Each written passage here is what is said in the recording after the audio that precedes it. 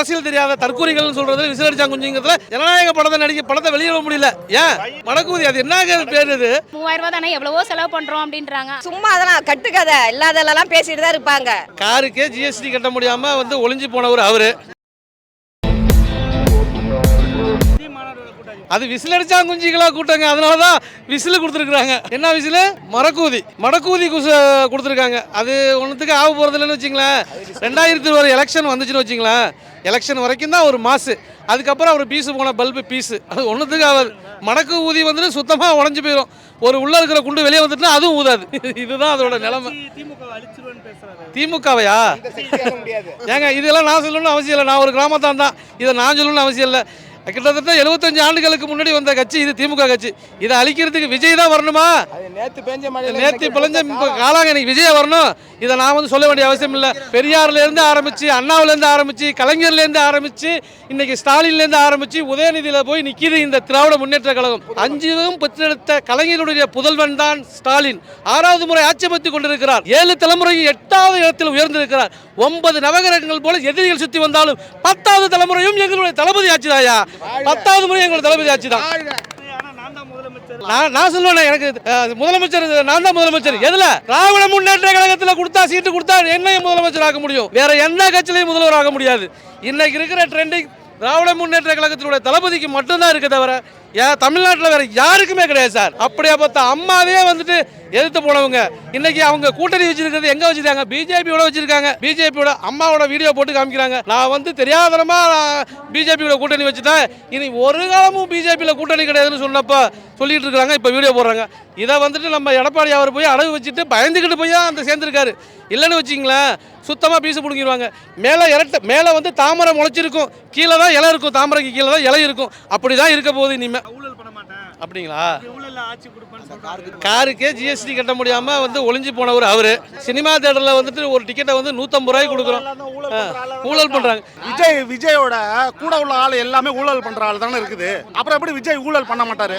கூட உள்ள ஆள் எல்லாமே ஊழல் பண்றாரு. அவர் எப்படி விஜய் ஊழல் பண்ணாம இருப்பாரு? வாயால சொல்லலாம், செய்கல அதெல்லாம் நடக்காது. பண்றாரு. அவரோட ஊழல் என்ன தெரியுமா?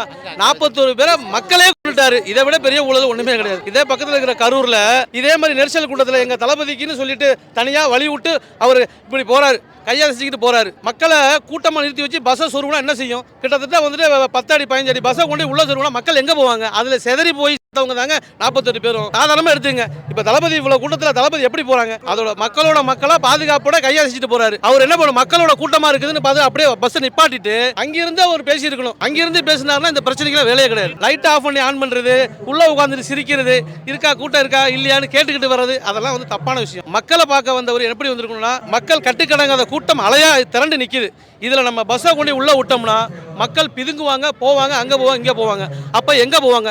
நீங்க யோசனை, ஒரு கேபின்ல போட்டுருக்காங்களா, ஒரு 150 பேர் உட்கார அளவு கேபின் போட்டாச்சு. அதுக்கு மேல நீங்க சேர் போட முடியுமா?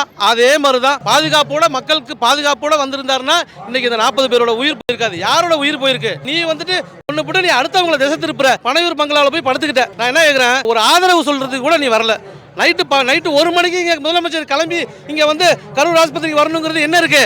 மக்களோட மக்களா இருக்கிறதுனால தான் அவர் வந்தாரு. இவர் என்ன பண்ணாரு?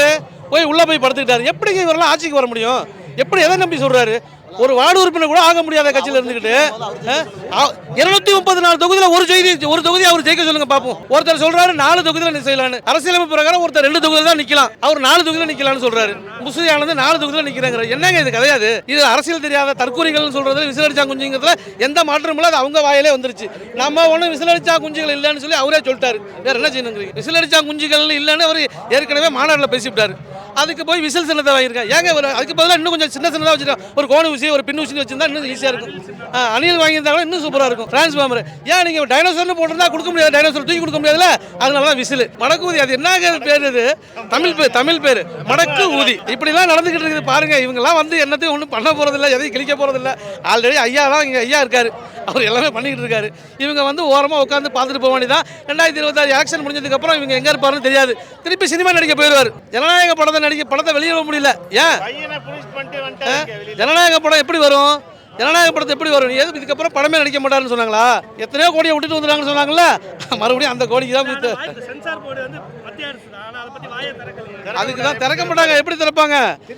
அதாவது ஒரு திரைப்படம் வந்து மக்களுக்கு பிடிச்ச மாதிரி மக்கள் இதை எடுக்கணும். மக்களுக்கு எதிராகவும் ஆளுங்கட்சிக்கு எதிராகவும் மத்திய ஆட்சிக்கு எதிராகவும் ஒரு படத்தை எடுக்கிறதுக்கு பேரு திரைப்படம் கிடையாது. பொதுமக்களுக்கு தேவையான மாதிரி நல்ல முறையில் படம் எடுத்து வெளியிட்டாக்க அதையா சென்சார் போர்டு தடுக்குது.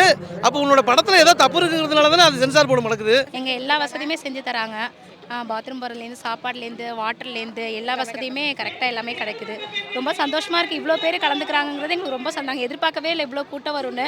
லேடிஸாக இருந்தாலுமே எல்லாருமே ஒரே மாதிரியே ட்ரெஸ் போட்டு எல்லாருமே நல்லபடியாக கலந்துக்கிறாங்க. எல்லாமே நல்லபடியாக போயிட்டுருக்கு. நல்ல பாதுகாப்பு, லேடிஸ்க்கு நல்ல ஒரு பாதுகாப்பு தந்திருக்காங்க. எல்லா பக்கத்துமே சாப்பாட்டுலேருந்து தண்ணிலேருந்து எங்களுக்கு ஜென்ஸு எல்லாருமே நல்ல பாதுகாப்பு, எல்லா வசதியுமே கிடச்சிருக்கு. ரொம்ப சந்தோஷமாக இருக்குது. இந்த திருப்ப ஜெயிக்கணும்னு நாங்கள் எல்லோரும் கடவுள்கிட்ட வேண்டிக்கிறோம். எங்கள் ஓட்டு கண்டிப்பாக சாருக்கு தான், ஸ்டாலின் சாருக்கு தான். நல்லா இருக்கு சார். பெண்களுக்கு நல்ல பாதுகாப்பாக இருக்குது. நல்ல பாதுகாப்பாக ஒரு நல்லா இருக்கு. ஏன்னு கேட்டிங்கன்னா இப்போ இந்த 3000 ரூபா கொடுத்துருக்காங்க. அது எங்களுக்கு எல்லாருக்குமே ஒரு உதவிப்பிலாக இருந்துச்சு, நல்லா இருந்துச்சு. எல்லாரும் சொல்கிறாங்க 3000 ரூபா தானே எவ்வளவோ செலவு பண்ணுறோம் அப்படின்றாங்க. அந்த நேரத்தில் பொங்கல் நேரத்தில் எங்களுக்கு அந்த 3000 ரூபா ரொம்ப ஹெல்ப்ஃபுல்லாக இருக்குது. அதை மக்கள் எல்லாமே புரிஞ்சுக்கிட்டு நல்லபடியாக இருந்திருப்பு ஓட்டு பண்ணுவேன். திராவிட மாடல் அருமையாக இருக்குது. பஸ்ஸு வசதி, படிப்பு வசதி எல்லாமே சூப்பர். கூட்டம்லாம் சூப்பராக இருக்குது. எல்லா தரப்பிலும் வந்திருக்காங்க மக்கள். மிக சிறப்பாக இருக்குது. மிக மகிழ்ச்சியாக இருக்குது எங்களுக்கு மகளிருக்கு.